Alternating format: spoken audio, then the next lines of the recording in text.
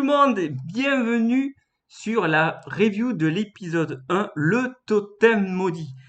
Alors hier soir, bien sûr, pendant mon live, nous avons abordé le thème de la stratégie et voilà, c'était une vision qui s'est révélée parce que de toute façon, de ce qu'on a vu dans cet épisode 1, je pense que la stratégie va être au centre de tous les intérêts et de tous les intérêts des aventuriers.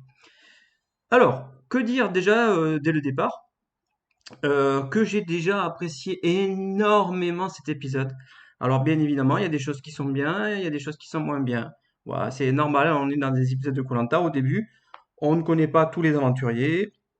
Voilà, il faut juste s'y adapter et essayer de tout analyser parce qu'il y a quand même beaucoup de choses à analyser. Sur ce premier épisode, il est pour moi l'un des meilleurs épisodes de lancement de tous les koh qu'on a vu jusqu'à présent.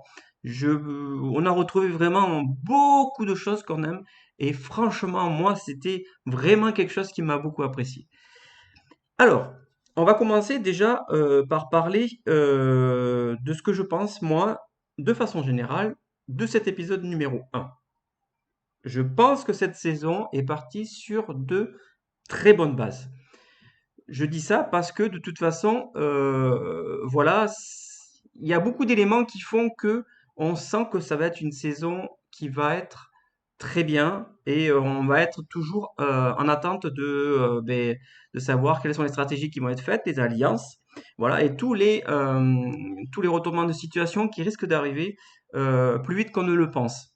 Voilà, parce que de toute façon, il faut pas oublier qu'il y a aussi des colis d'immunité. Voilà. Ça, c'était pour mon impression générale, parce que voilà, j'avais envie de donner mon impression générale. Alors, je vais pas faire comme d'habitude, hein. Vous avez bien vu que de toute façon, j'ai rajouté un générique à ma review, donc voilà, je m'améliore au niveau matériel, m'améliorer un petit peu, et puis je ferai que m'améliorer. Voilà, c'est en vieillissant qu'on s'améliore. Voilà. Alors, je reviens maintenant sur la partie du générique. La partie du générique, en fait, pour moi, il y a le post-générique et le générique. La partie du post-générique nous montre déjà ces îles donc voilà, de Palawan qui sont dans les Philippines. Et les Philippines est un endroit extraordinaire que j'ai visité il y a quelques années. Sur la photo que vous voyez là, en fond, c'est des photos que j'ai prises pendant mon voyage aux Philippines. Et j'avais fait une excursion en canoë kayak. Et j'avais fait voilà, une excursion magnifique avec des gens extraordinaires et une nature, mais alors, vous pouvez pas vous imaginer. Et ce que ils vont ressentir au fil de leur aventure, je vois déjà ce qu'ils vont ressentir. Voilà. Donc, effectivement, c'est un endroit magique. Les images du début sont extraordinaires. Bah, enfin, c'est avec une musique en plus, une petite musique asiatique. Voilà, légèrement asiatique au niveau de la musique.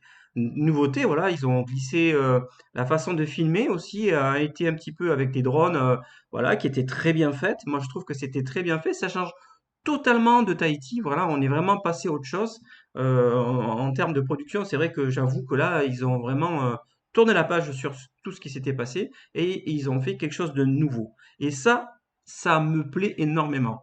Voilà. Et après, on retrouve notre Denis, voilà, qui est tellement fier de son totem maudit et il attend plus que ça, quoi. Il est là sur la plage, dans une plage magnifique au bord de l'eau et il attend bien sûr le drone qui arrive et le caméraman pour filmer un petit peu ce vers quoi vont aller les aventuriers.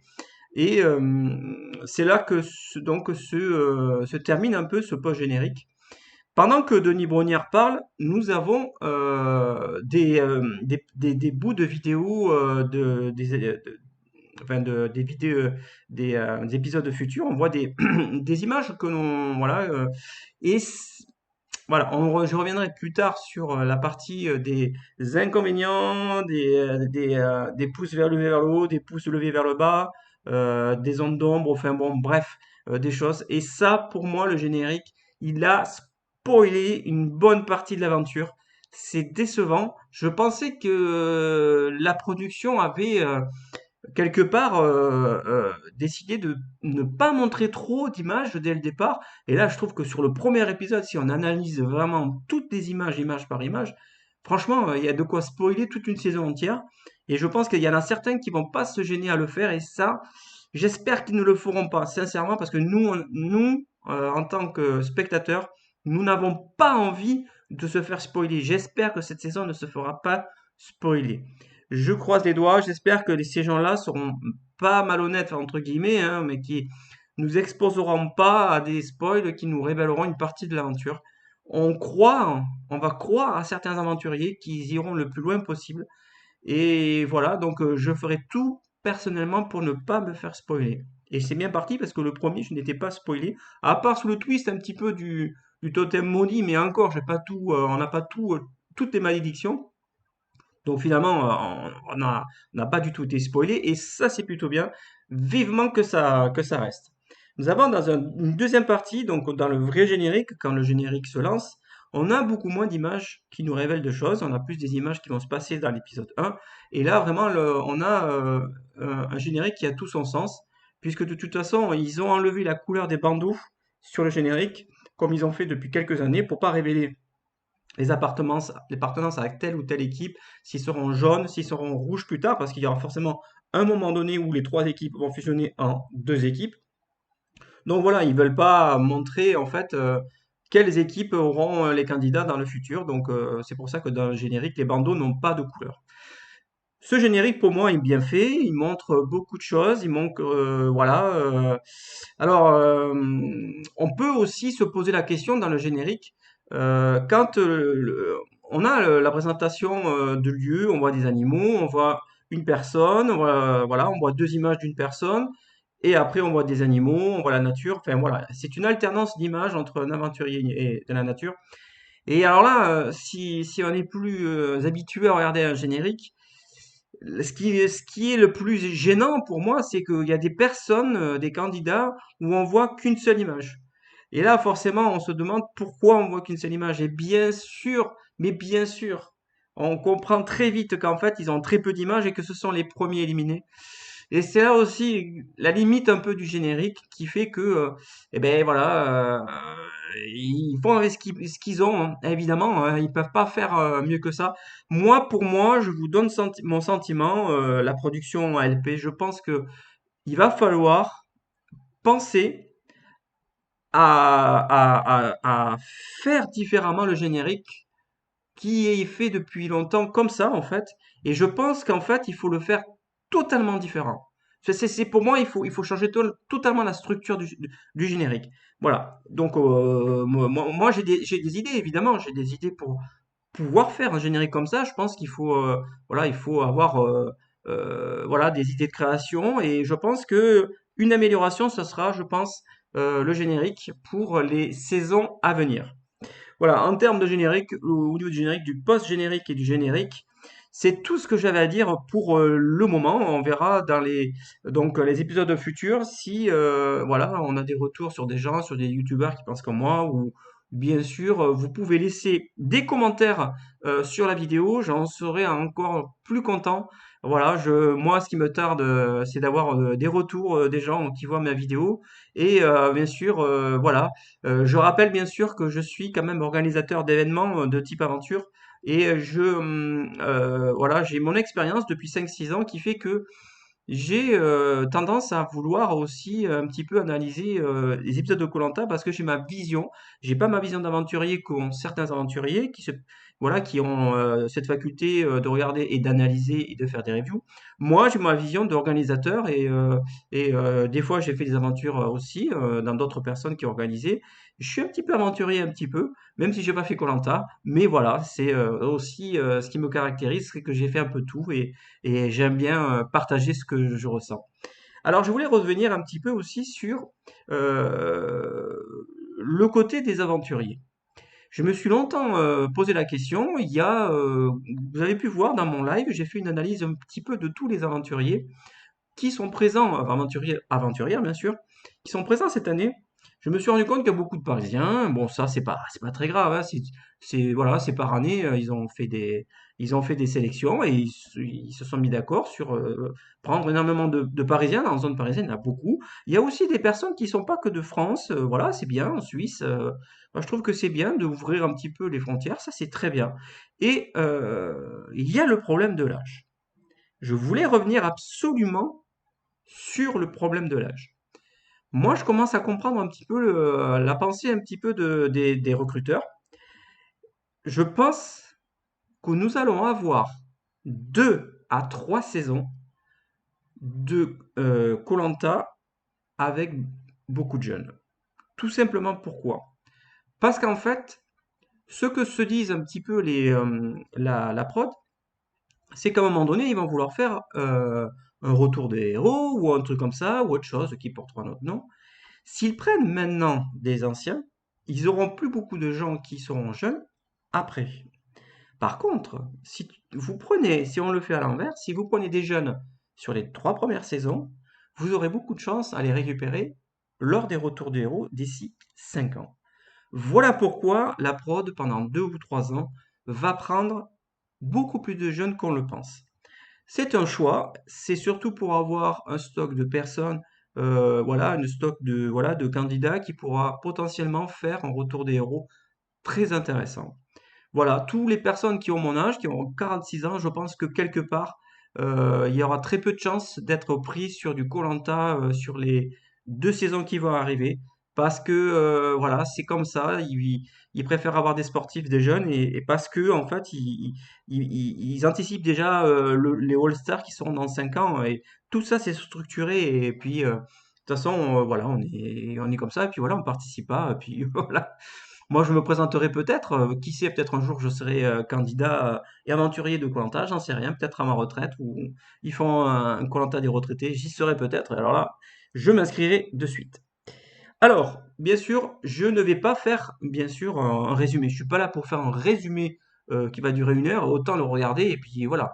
Je suis plutôt là pour faire une analyse, voilà, une review, c'est une analyse, voilà, très détaillée de ce qui s'est passé. Et l'analyse va commencer déjà dès le départ par l'arrivée des participants. Voilà, c'est une arrivée un peu classique de koh où on a Denis qui est un petit peu à distance et qui leur explique un petit peu le rôle du totem maudit. Ce rôle du totem maudit, bien sûr, est une très bonne idée. C'est une très bonne idée puisque de toute façon, ce totem maudit va faire la peur de tous les candidats. Je pense que on n'est pas au bout de nos peines, on n'est pas sorti du cul des ronces, comme on dit, parce que en fait, ce totem, pour l'instant, n'a pas tout dévoilé, je pense. Et je pense que ça va se dévoiler petit à petit et il y a des choses qui vont être un peu désagréables pour certaines personnes et j'espère que ces personnes s'en sortiront bien. Voilà, donc Denis voilà, présente et donne la première épreuve. Et puis au niveau des épreuves, j'en reparlerai après. Je ne fais pas un résumé. Les épreuves se feront à part. En termes d'arrivée, je trouve que l'arrivée était plutôt pas mal, était plutôt un classique de koh voilà, où bien sûr on présente quasiment la totalité des candidats. Mine de rien, on a quand même vu toutes les présentations de tous les candidats, donc c'est passé crème. C'était génial, franchement. Pour une fois qu'on a tous les portraits d'un coup, franchement, c'est passé crème. Donc si ça passe crème, c'est que c'est plutôt pas mal. Donc l'arrivée classique et puis donc formation après le jeu, donc formation des équipes. Les 2 gagnants, bien sûr, c'est là que commence déjà la stratégie. Choisissent le troisième gagnant, entre guillemets, choisissent le troisième gagnant, entre guillemets, qui sera le troisième capitaine. Ces trois donc personnes, les 3 capitaines, forment les 3 équipes. Alors on va juste pour une première et une dernière fois récapituler les 3 équipes parce que je ne vais pas le faire à chaque review, c'est juste pour la présentation, pour ceux qui n'ont pas vu. Nous avons l'équipe verte, qui se nomme donc les Ilog, et qui est constituée donc du capitaine Jean-Philippe, François, Pauline, Ambre, Nicolas, Franck, Louana et Lily. Voilà cette équipe verte qui est constituée dès le départ. Et nous avons aussi l'équipe bleue, la deuxième équipe, qui est constituée de la capitaine d'Alexandra, de Maxime, Foussy, Colin Olga, Géraldine, Samira et Benjamin. Voilà. Et la troisième équipe qui est la fameuse la Violetta, qui est une bombe parfum, la Violette. Et la troisième équipe est constituée de Céline, la capitaine par défaut, puisque c'est elle qui a été choisie comme troisième capitaine, et Yannick, Bastien, Jean-Charles, Anne-Sophie, Seta, Stéphanie et Mathéo. Alors, je vais revenir un petit peu sur le choix des deux capitaines qui étaient Jean-Philippe et Alexandra et qui ont choisi Céline, capitaine de l'équipe violette. C'était un très bon coup. C'était la première stratégie très intelligente des deux capitaines qui ont nommé une troisième capitaine qui ne voulait pas être capitaine. Et ça, dès le départ, c'est ce qui a fait, bien sûr, tout son sel de cette constitution d'équipe. Et on savait dès le départ, enfin, on savait pas dès le départ, mais on se doutait bien qu'elle allait pas finir en tant que capitaine parce que voilà, bah, c'est une catastrophe. Voilà. Donc, forcément, voilà, c'est bien joué de la part de Jean-Philippe et d'Alexandra au tout début de l'aventure. Voilà, c'est tout ce que j'avais à dire au niveau de l'arrivée des équipes. Alors, bien sûr, au niveau de la survie, nous passons bien sûr au niveau de la survie, qui va être assez détaillé.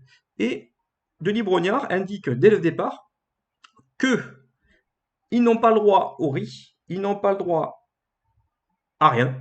Voilà, ils n'ont pas le droit à rien. Voilà, il n'y a rien comme nourriture, ils vont se démerder. Et ils ont des bambous parce que, bien sûr, au niveau de la nature est très hostile. Mais attention, pour être allé aux Philippines, attention, les animaux, c'est la nature, il faut les protéger. Mais gare à certains animaux qui sont quand même assez prédateurs. Et la production leur a donné dès le départ de longs bambous pour qu'ils puissent créer au moins une base sur laquelle dormir pour éviter que les serpents aillent sur eux quand ils dorment. C'est plutôt bien parce que, attention, ce koh est un vrai koh parce qu'on est au retour aux sources. On est proche de la nature. C'est ça qui fait le sel de koh. C'est vraiment être dans la nature et se débrouiller par soi-même. On a vu, ben, de toute façon, qu'il y a deux machettes par camp. Dans un coffre, il y a deux machettes et une corde. Bien sûr, il faut la corde pour faire la base du lit. Et Denis Brognard aussi indique que des colliers d'immunité sont cachés sur les trois camps. Donc voilà, à eux de chercher ces colliers au tout début pour essayer d'avoir un avantage sur les autres parce qu'il va y avoir beaucoup de retournements de situation à mon avis et les colliers d'immunité vont rajouter encore plus de stratégie dans tout ça. Et il me tarde des autres épisodes. Bon, on reverra plus tard. Parce que franchement, j'étais vraiment gêné. Mais alors, vous imaginez pas, cette saison, pour moi, démarre sur les chapeaux de roue. Bref, on y reviendra à la fin. Au niveau de la survie, euh, voilà, je voulais dire que la survie est assez quand même difficile. On voit quand même que la survie dans les trois camps, alors je ne vais pas détailler les trois camps, pour l'instant on n'est pas là pour détailler, juste je vais quand même faire une petite synthèse, et on peut voir que déjà ils sont dans le dur dès le départ parce que la pluie, elle est pour les trois équipes. Ils sont pas très loin l'un de l'autre, les trois camps, et donc les conditions de survie sont quand même assez précaires. Donc force à eux et que la force soit avec vous, parce que franchement, je pense que vous allez en chier les patates. Donc voilà, c'est bien parce que là, vraiment, on est à l'opposé de ce qui s'est passé dans la saison précédente. Et là, franchement, ils auront tout notre, mais, toute notre reconnaissance quand l'aventure va être finie. On a vu en termes de survie, voilà, le doyen de l'équipe verte. Alors je sais plus, alors je vais peut-être revenir à chaque fois sur. Il me semble que c'est Franck, Franck qui malencontreusement je ne sais pas si c'est ça, mais je pense qu'il mange du taro sauvage. Et alors là, ça lui a anesthésié la bouche. Donc évidemment que s'il y a des choses qu'il ne faut pas manger, eh ben, ils vont vite l'apprendre. Et c'est plutôt pas mal qu'ils se rendent compte qu'il y a des choses qui ne sont pas possibles à manger dès le départ. Comme ça, au moins, c'est réglé, on n'en parle plus. Donc en termes de survie, pour l'instant, ils n'ont pas mangé beaucoup de choses. Les trois équipes, à part construire le socle de la cabane et trouver l'eau, ils n'ont rien trouvé. Donc ça démarre quand même sacrément durement, quoi. Ils sont vraiment dans le dur, hein, quand même, hein, je veux pas dire, mais il y a des saisons où c'est quand même beaucoup plus simple. Ils trouvent dans notre coco, ils trouvent. Et là, quand même, c'est un peu difficile. Je trouve que on revient en fait dans un koh mais traditionnel, mais classique, où on rentre dans le dur dès le départ. Bien sûr, bon, ils ont trouvé les trois camps lots. L'équipe verte, l'équipe des Ilocs, a fait une nuit ben voilà, pitoyable où ils sont pris des abados sur la tête, ils n'ont pas dormi. Bon, c'est comme ça, c'est la même chose pour les Nagans et les Turong, et puis voilà, c'est comme ça. Et ils ont eu aussi le côté hostile de la nature où ils ont eu des gros vers, enfin, je sais pas comment ça s'appelle. Il y en a un qui a tué un espèce de serpent. Ouais, donc ça commence, ça annonce la couleur, hein, voilà. Ou la couleuvre. Couleur, couleuvre. Bon, bref. Et donc, du coup, on se demande, mais jusqu'où ça va aller? Parce que moi, quand je suis parti aux Philippines, pour être honnête avec vous, au niveau de la nature, bon, j'ai caressé une baleine, enfin un requin-baleine de 9 mètres, donc déjà, c'était un truc extraordinaire. Mais attention, parce que j'étais aussi dans l'eau, mais il fallait faire aussi attention aux méduses qui étaient, je sais plus comment elles s'appellent, mais c'est des méduses qui sont, si elles te piquent, tu pars à l'hosto direct. Et là, t'es pas bien. Là, t'es pas bien, t'es au fond du faitout et tu reviens plus, hein. Là, donc il y a des méduses aussi qui sont très pas bien du tout. Donc les serpents, peut-être des scorpions, des mygales. Donc il me tarde de voir comment ça va évoluer parce que c'est pas terrible quoi. Bref, au niveau de la survie, on se rend compte aussi qu'il y a quand même trois camps et il n'y en a pas un seul a réussi à faire le feu. Avec ce qui tombe, c'est pas étonnant parce que le bois il doit pas être sec. Je- Donc au niveau du feu, je pense que l'épreuve qui va arriver derrière, sur l'épisode 2, c'est l'épreuve du feu. Faut qu'il y ait au moins une équipe ou deux qui ont le feu parce que sinon ça va être une catastrophe, hein. Ils n'ont pas à bouffer s'ils n'ont pas le feu, ça va être une catastrophe diplomatique quoi, hein. Enfin bon bref, c'est comme ça. En termes de survie, ils sont dans le dur. Voilà, c'est tout ce que j'avais à dire. Bon, ben voilà, au niveau stratégique, on en parlera un peu plus tard. Voilà, ouais, je fais par thème. Je suis plutôt pour faire une analyse assez complète, mais pas pour entrer pour faire un résumé. Ensuite, on va passer donc au niveau des épreuves. L'épreuve de départ et l'épreuve d'immunité. D'abord, l'épreuve de départ. Les épreuves, je trouve les deux épreuves complètement l'opposé. Pourquoi? L'épreuve numéro 1 est une épreuve qui est lancée et qui est dit que les deux derniers auront un bracelet noir. Les deux premiers auront deux avantages.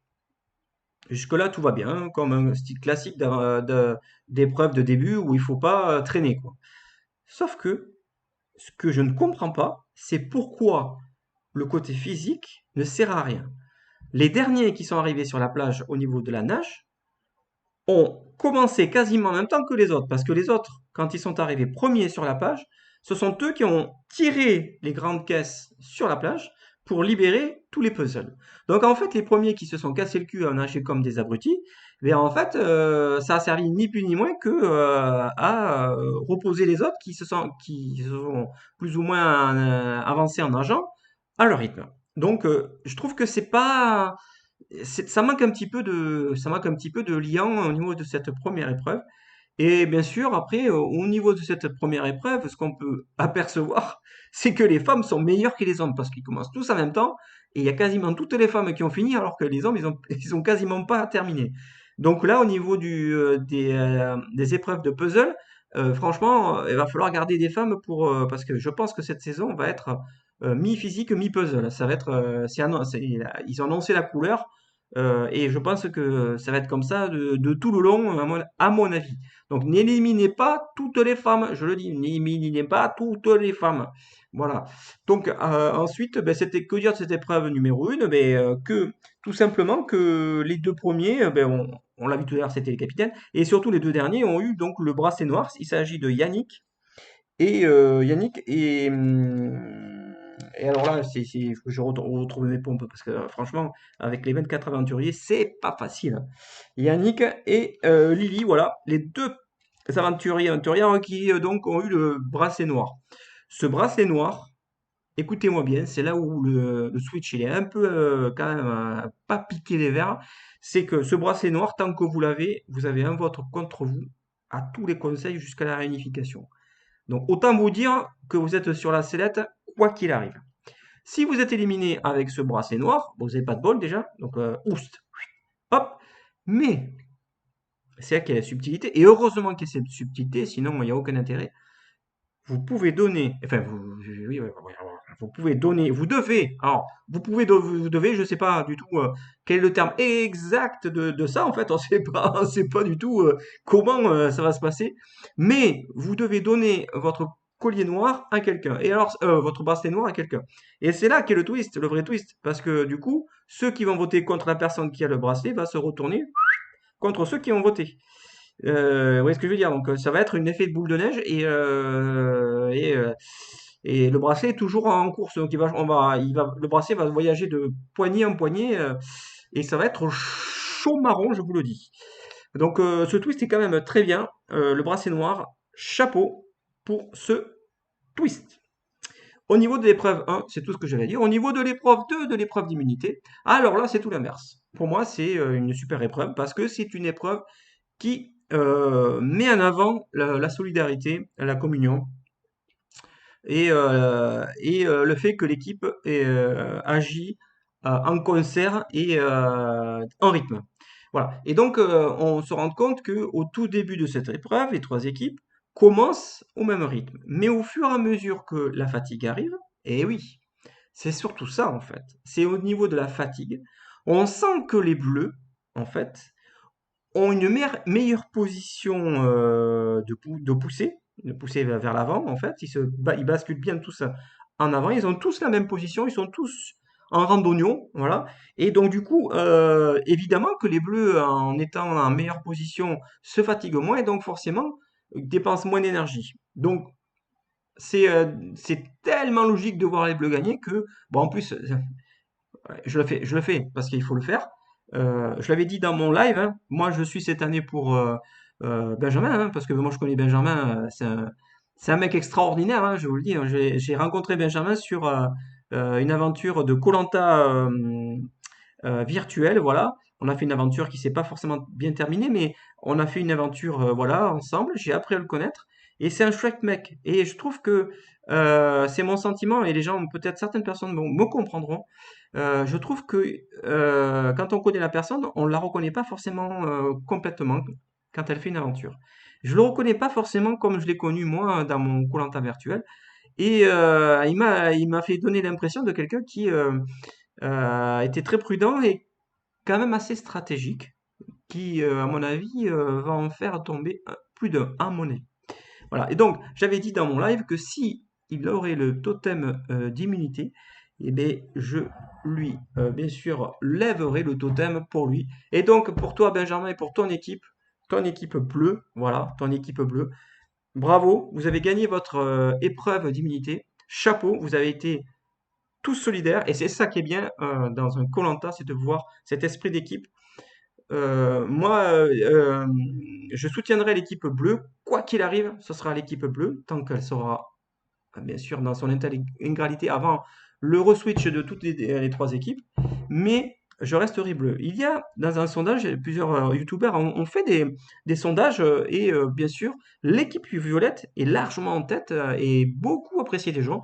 Mais moi, pour moi, l'équipe bleue est pour moi la meilleure, pour moi, à mon sens. Après, on verra, bien sûr. On peut pas se fier qu'à un seul épisode. Bien évidemment que non. C'est pas possible de se faire une idée que sur un épisode, vu tout ce qui va se passer sur trois équipes différentes. Vous ne pouvez pas vous imaginer, on ne peut pas avoir un avis subjectif ou voilà ou réaliste ou quoi, hein. Mais moi, ma vision pour l'instant, c'est l'équipe bleue. Voilà, donc ça ensuit bien sûr l'équipe bleue qui gagne et donc l'équipe violette qui finit donc deuxième, l'équipe de Yannick. Et bien sûr, l'équipe deuxième et troisième, quoi qu'il arrive, élimineront bien sûr une personne de leur équipe. Les deux dernières équipes, malheureusement, seront forcées d'éliminer quelqu'un. Ils sont 24, il faut bien dégraisser le plus vite possible parce que sinon, à la Toussaint, on y sera encore. Donc, Surtout s'ils font pas de repêchage, mais s'ils en plus ils avaient fait du repêchage, donc là, non, oublions le repêchage comme Hugo a fait, c'est pas l'année du repêchage. Donc voilà, donc l'équipe Violette finit deuxième qui éliminera au conseil une personne, on verra ça dans la partie des conseils. Et la troisième équipe, qui est l'équipe verte, eh ben, l'équipe verte finit troisième, donc non seulement elle va éliminer donc une personne de son équipe, mais en plus, la deuxième sanction, c'est qu'elle va faire l'élimination de suite après le jeu. Donc bon, voilà, c'est pas forcément terrible le fait d'éliminer quelqu'un de suite, parce que ça oblige les gens à penser très rapidement. Donc voilà, et on verra ça au conseil, la partie conseil. Voilà, au niveau des jeux, c'est tout ce que j'avais à dire, si ce n'est que le physique des aventuriers est quand même assez, quand même fort. Il y a beaucoup de sportifs, tout ça et je pense qu'il faut s'attendre, comme j'ai dit au tout début, à des épreuves de parties, sportifs et de parties, puzzle, énigmes, voilà. C'est plutôt pas mal. Moi, je trouve que c'est plutôt bien parce que ça laisse la chance à tout le monde parce que, bien sûr, il y en a qui vont chier plus que d'autres. Voilà, donc la partie sportive est terminée, épreuve. Nous allons donc passer bien sûr à la partie des conseils. Les conseils, le premier conseil est celui qui, comme j'ai dit tout à l'heure, est celui qui est fait sur la plage par l'équipe verte. Et là, sans surprise, celle qui a le bracelet, c'est Lily, voilà, elle a fini donc dernière sur l'épreuve du début. Elle a son bracelet et pas de pitié pour les croissants et les chocolatines, pas de pitié. C'est elle qui est éliminée à la majorité des voix. Et la sentence est irrévocable. Lily, tu fais partie donc des gens qui sont éliminés en premier. C'est vrai que c'est dur, c'est partir sur comme ça sur un coup de tête, sur un coup de bracelet, c'est la pire des choses. Je le reconnais, hein, voilà, c'est comme ça. Mais il en faut bien toujours un premier et un dernier et un vainqueur. Donc voilà. Force à toi, Lily. Je sais que tu voulais faire le meilleur de toi-même, mais je pense que ton début d'aventure ne t'a pas aidé et c'est ce qui fait que dans koh je le répète et je le répéterai toujours, le mental joue, hein, les mentales, enfin, le mental joue énormément. Mais si vous faites la moindre erreur dans ce jeu, la moindre faille, pam, vous le payez cher, vous le payez cash, ça c'est sûr et certain. Et Lily en a fait les frais. Ciao Lily, et j'espère que ben, ce début d'aventure, tu l'as bien apprécié. Et j'espère qu'on te reverra ben, sur le live qui se passera à la toute fin de cette saison. Donc on te reverra pour voir comment tu es à la fin de cette aventure. Et nous avons donc le deuxième conseil qui lui s'est fait normalement, c'est-à-dire le lendemain. Et il y a eu la nuit, il y a les stratégies, il y a les colliers. Et donc là, alors là, on a une recherche de faux colliers, on a des stratégies pour dire j'ai un faux collier ou pas du tout de collier. Donc là, on voit Céline et, alors je sais plus qui c'est. C'est Céline et, et, et je sais plus. Voilà, il y a deux personnes qui essaient de s'allier en fait. Alors, je sais plus si c'est pas Céline et Anne-Sophie, je sais plus du tout. Bon, vous allez me reprendre un petit peu dans les commentaires. Il y a deux personnes, voilà, deux femmes qui commencent à créer une alliance. Je crois que c'est Céline, oui, c'est Céline oui.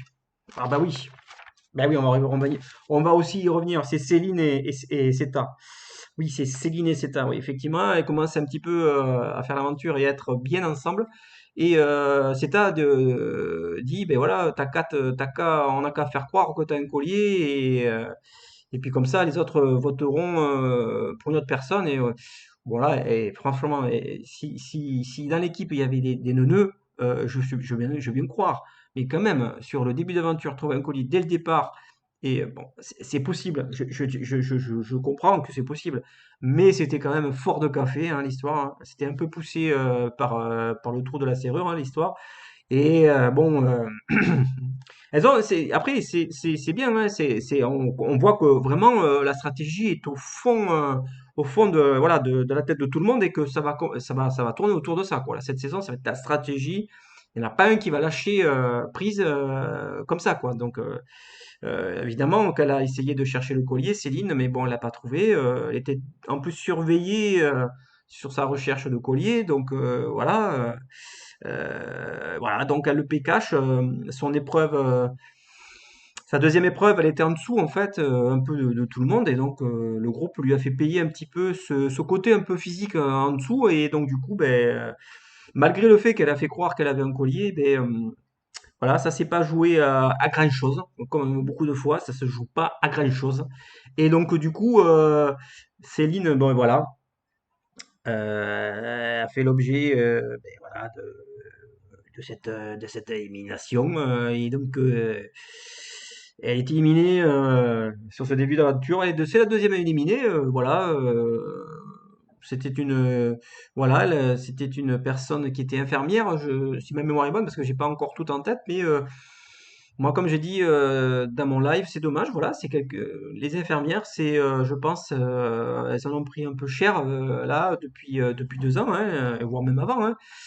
Ces infirmières, elles ont pris cher. Donc, j'aurais aimé qu'elle aille plus loin, Céline, pour représenter un petit peu ce milieu hospitalier qui est en souffrance depuis des années et qui aurait mérité quand même d'être représenté assez loin d'aventure. C'est pas le cas, mais bon, c'est comme ça. Voilà, nous allons passer de suite au pouce bleu et au pouce rouge. Voilà, enfin, voilà les coups de gueule et les coups de cœur, comme on dit. Alors, on va commencer par les coups de gueule. Voilà, alors les coups de gueule, ils sont quand même assez nombreux pour un début d'aventure. Pourtant, vous allez me dire, putain, mais il a aimé l'épisode. Oui, mais c'est pas parce que j'ai aimé l'épisode que j'ai pas le droit de dire des coups de gueule, quoi. Donc voilà, donc coups de gueule, ben, alors il y a certains coups de gueule que je dis maintenant, mais que je ne redirai pas après, bien sûr. Voilà, tout comme voilà le mardi soir. Voilà, pour moi, c'est un coup de gueule terrible. euh, Par rapport à TF1, pas par rapport à la prod, parce que je pense que la prod n'est pas complice de ça. Je pense que la prod produit, et après, c'est TF1 qui gère la grille de programme. Et je pense que TF1, il faut falloir penser un petit peu à penser et à penser que les gens commencent à y avoir de moins en moins de gens qui regardent parce que c'est le mardi soir, voilà. Essayez, punaise, la prochaine saison, essayez de revenir sur un vendredi, parce que sinon vous allez perdre beaucoup de gens et c'est dommage parce que on voit comme dans cette saison que c'était une saison extraordinaire, mais que si vraiment les gens partent, ben voilà, vous allez perdre un peu ben, de votre force, quoi. Donc c'est dommage, voilà. C'était mon premier coup de gueule. Le deuxième coup de gueule, alors celui-là, il est récurrent chaque année. Et là, cette année, encore une autre fois de plus. Le générique, comme j'ai dit tout à l'heure, le générique est bourré de coupures de vidéos où on voit les aventuriers à un certain niveau de l'aventure. Mais par pitié, essayez de faire un générique digne d'une telle saison et ne pas révéler autant d'informations à des gens qui sont scrupuleux et qui vont tout spoiler. Voilà, et essayez de faire quelque chose de cohérent et il y a possibilité, moi je suis sûr qu'il y a possibilité de faire des choses dans un générique. Et voilà, dans Pékin Express ou dans d'autres, comment on appelle ça, d'autres émissions, ils ont la possibilité, voilà, ils font un générique sans montrer tout. Donc je pense que vous avez la possibilité de ne pas montrer beaucoup d'images, s'il vous plaît.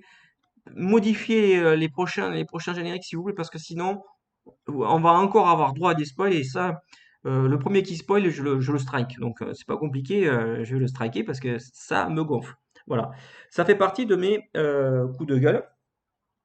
Et le coup de gueule qui n'en est pas un, mais qui reste un petit coup de gueule entre guillemets, parce que bon, le casting qui est très jeune, je trouve que c'est bien, parce que bon, du coup, comme ça, on aura un All-Star quand même qui sera quand même de très bonne qualité, mais ça reste quand même très jeune. Voilà, je reconnais qu'il y en a beaucoup qui vont être crédules.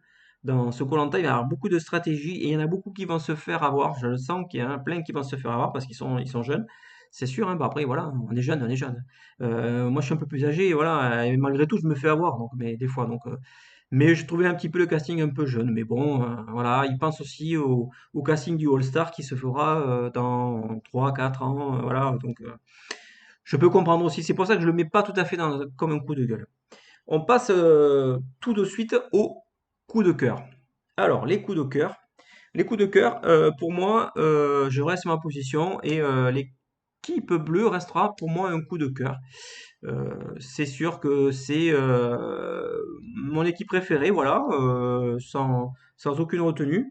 Euh, Bien évidemment, parce qu'il y a Benjamin. Alors, il y a certains youtubeurs qui le trouvent froid, mais moi je le connais, il est pas comme ça, quoi. Voilà, il est dans une aventure, il connaît pas, il est un peu sur la retenue, et je pense que c'est ça. Je pense que peut-être qu'on arrivera à le découvrir, peut-être sur l'autre épisode, et peut-être qu'il évoluera, voilà. C'est comme ça, donc il faut le prendre comme il est pour l'instant, et puis après on verra bien. Voilà. Bien sûr, je ne peux pas mettre de coup de cœur si je ne dis pas que ce koh est pour moi un koh qui est un retour à la nature, quoi. Un koh retour à la nature complètement dans un endroit que j'ai adoré, mon plus beau voyage que j'ai jamais fait. Les Philippines, pour moi, c'est l'endroit paradisiaque. Endroit paradisiaque que j'ai eu la chance de visiter pendant un mois. Et j'avoue que là, avec tous ces animaux qu'on va voir, parce qu'on n'est pas au bout, on n'est pas au bout de nos surprises par rapport à ça, c'est que ce n'est que le premier épisode. Croyez-moi, on va être encore plus surpris sur les épisodes qui vont suivre. Et sur les prises de vue aussi. Et les prises de vue, et n'oublions pas la population aussi, les Philippins, qui sont très, très joueurs, qui ont une très bonne qualité de karaoké. Ce sont des joueurs de karaoké, normalement ils chantent énormément, donc on aura peut-être une première dans koh avec des gens, des aventuriers qui vont gagner le confort et ils vont peut-être aller faire un petit karaoké, ce serait un truc de fou, quoi, un truc jamais fait, quoi. Donc peut-être qu'on aura ça, donc nous verrons bien ça dans les épisodes qui suivent. Voilà, c'était tout pour la partie des coups de gueule et des coups de cœur. Alors, bien sûr, on arrive sur la fin de la review et comme d'habitude, je vais donner une note hein, qui est la mienne, bien sûr, hein, qui ne regarde que moi. Si vous voulez mettre des notes sur ma review en commentaire, n'hésitez pas, mettez des notes. Moi, si j'avais pu mettre 15 sur 10, j'aurais mis 15 sur 10, voilà, sans aucun problème. Et c'est pour ça que je mets forcément 10 sur 10 sur cet épisode, qui pour moi est un épisode totalement parfait. Si ce n'est le point de départ de l'épreuve où le physique a été pris pour cible, parce que bon, le physique n'a pas servi à grand-chose. Hormis ce petit grain de sable, je trouve que tout le reste est vraiment extraordinaire. C'est un début d'aventure, ben voilà, comme beaucoup aiment. Et en plus, nous avons dans le casting beaucoup de choses qui vont être bien. Donc, pour l'instant, je reste un petit peu sur ma retenue. J'ai quand même des aventuriers que j'aime plus ou moins. De par ma coutume, dans le premier épisode, je ne ferai pas de préférence, à part Benjamin, bien sûr, et peut-être Yannick. Yannick, que j'aime beaucoup, voilà. Mais je ne veux pas pour l'instant mettre les tops et les flops au niveau des aventuriers. Ça commencera à arriver à partir de l'épisode 2. Voilà. Euh, voilà, tout simplement. Je voulais absolument reprendre cette année le rythme des reviews parce que pour moi, je sentais que cette saison allait être une très bonne saison. Je remercie les gens qui étaient sur mon live hier. Nous avons commencé un petit peu ce rythme de live et je verrai si je ferai participer les gens. Voilà, c'est aussi ça que j'aime aussi, c'est de partager un petit peu tous ces beaux moments, comment dire, toute cette analyse qu'ont chaque personne, parce que chaque personne a sa propre analyse. Et j'aime beaucoup partager ça, puisque Ronaldo, dans mon live, ou dans les lives précédents que j'avais déjà eu avec lui, a eu une très bonne analyse aussi. Et voilà, j'espère que lui aussi sera présent sur mes futurs lives. Euh, je suis évidemment très content de ce retour de koh. Je suis évidemment très content du retour des reviews. C'est un petit peu mon petit grain de bonheur qui est toutes les semaines. Et j'espère que je fais plaisir à beaucoup de gens. Donc n'hésitez pas donc à vous abonner. Voilà, abonnez-vous comme je dis. Ne loupez pas des lives qui seront peut-être imprévus, hein, voilà, qui ne seront pas prévus, que je vais lancer au dernier moment. Si vous êtes abonné, vous saurez à l'avance que je le fais en live et donc vous pourrez peut-être participer à ce live. Et j'espère que vous allez apprécier cette vidéo. Laissez-moi des pouces bleus plutôt que des pouces rouges, bien sûr, hein, voilà. C'est quand même beaucoup plus gratifiant pour ceux qui prennent du temps, voilà, à analyser un petit peu cette émission qui est une émission populaire qu'on adore. Et je voulais remercier tous ceux qui étaient déjà, voilà, je le dirais que dans le premier épisode, mais tous ceux qui ont participé déjà à l'année dernière et qui continuent à m'envoyer des messages de soutien, voilà, qui m'encourage à continuer d'année en année. Et je vous souhaite donc une bonne soirée. Et je vous dis donc à la semaine prochaine pour une nouvelle review de l'épisode 2 qui promet et qui me tarde énormément. Je vous souhaite une bonne soirée et je vous dis à la semaine prochaine, à très vite et portez-vous bien. Ciao ciao!